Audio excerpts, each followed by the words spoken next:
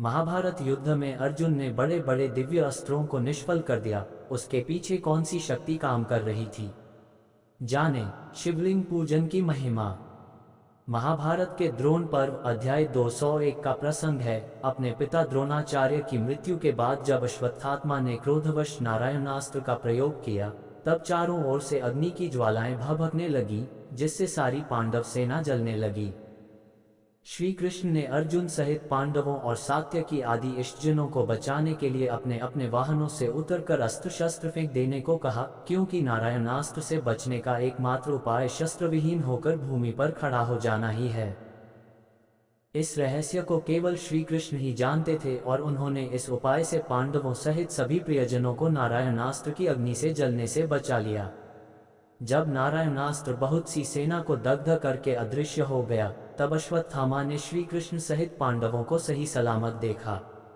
वह अपने मन में सोचने लगा कि नारायणास्त्र से ये लोग कैसे बच गए। तभी उसने व्यास जी को रणभूमि से होकर गंगा जी की ओर जाते हुए देखा। व्यास जी को देखकर अश्वत्थामा अपने रथ से कूदकर उनके पास पहुंचा और प्रणाम करके बोला, भगवान, कृपया करके मेरे मन के संशय को दूर कीजिए। मेरे पिता द्रोणाचार्य ने मुझे अस्त्र विद्या सिखाने में कोई भेद रख लिया, या कलिकाल के आ जाने से मंत्रों का सामर्थ्य नष्ट हो गया है, या मेरे अंदर कोई दुर्गुण आ गया है, जिसके कारण मेरे द्वारा नारायणास्त्र का प्रयोग किए जाने पर भी श्री कृष्ण और पांडव आदि बच गए। ये तो पांडवों की केवल एक अक्षौहिणी सेना को ही जलाकर शांत हो गया। व्यास जी ने अश्वत्थामा से कहा, तेरे पिता ने तुझे अस्त्र विद्या देने में कोई भेद नहीं रखा। यदि कलिकाल में मंत्रों की सामर्थ्य समाप्त हो जाती तो पांडवों के सिवाय और सब क्यों जल गए?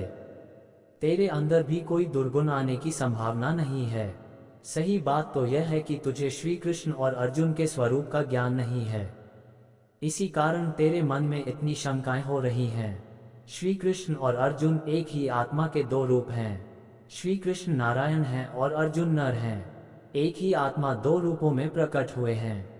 तब व्यास जी ने अश्वत्थामा को श्री कृष्ण और अर्जुन का परिचय देते हुए कहा, तू जिनके संबंध में आश्चर्य के साथ प्रश्न कर रहा है, उनकी महिमा सुन। एक बार ये पूर्वजों के भी पूर्वज कमललोचन भगवान नारायण विश्व का कार्य करने के लिए धर्मपुत्र के रूप में प्रकट हुए थे। इन्होंने हिमालय पर्वत पर केवल वायु पीकर 60,000 वर्षों तक घोर तप करते हुए जगतपति भगवान शंकर की स्तुति की। नारायण ऋषि की स्तुति से प्रसन्न होकर भगवान नीलकंठ ने उन्हें कई वर देते हुए कहा, नारायण, मेरी कृपा से किसी प्रकार के अस्त्र, वज्र, अग्नि, वायु, गीले या सूखे पदार्थ और देव, गंधर्व और स्थावर जंगम प्राणी तुम्हें कभी कोई चोट नहीं पहुंचा सकता। रणभूमि में तुम मुझसे भी अधिक बलवान हो जाओगे। ये वही नारायण देव अपनी माया से जगत को मोहित करते हुए विचरते हैं। इन्हीं के समान महामुनि नर को तू अर्जुन रूप में जान। इनका प्रभाव भी नारायण के समान है।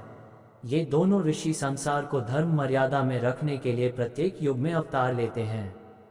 तुम शिव मूर्ति का पूजन करते हो और ये दोनों शिवलिंग में हरार्चन, शिवलिंग को सर्वभूतमय जानकर उसका पूजन करते हैं। ये बात इनके अंदर विशेष है। जयद्रथ को यदि सूर्यास्त के पहले न मार सकूं तो मैं चिता प्रवेश करूंगा, ऐसी प्रतिज्ञा जब अर्जुन ने की, तब सारी रात भगवान श्री कृष्ण ने अर्जुन को शिवलिंग पूजन में लगाकर उसे पाशुपतास्त्र पुनः प्राप्त कराया। मेरे रथ के आगे ये त्रिशूलधर कौन है?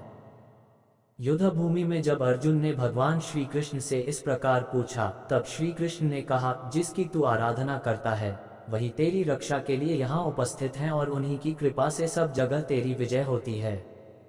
इस प्रकार यद्यपि अश्वत्थामा भी शिव भक्त था, तथापि शिवलिंग की अर्चना करने के कारण श्री कृष्ण और अर्जुन उसके द्वारा अजेय हो गए।